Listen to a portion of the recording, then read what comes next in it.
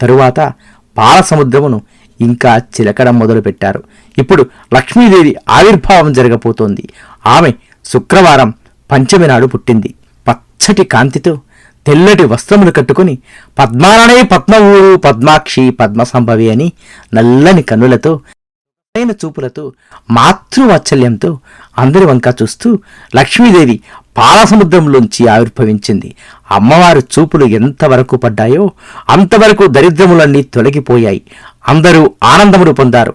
లక్ష్మీదేవి ఆవిర్భావ ఘట్టం ఎవరు విన్నారో వారికి కొన్ని కోట్ల జన్మల నుండి వెంటబడిన దరిద్రం నశించింది.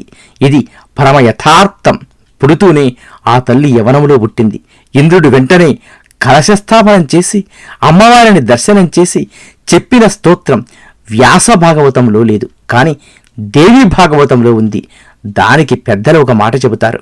ఈ స్తోత్రమును చేయడానికి కొన్ని రోజులు నియమం ఉంది. అలా ఈ స్తోత్రమును తెలిసి కానీ తెలియక కానీ చేస్తే ఆ వ్యక్తి భూమండలమును శాసించే చక్రవర్తిత్వానికి వెళ్ళిపోతాడు.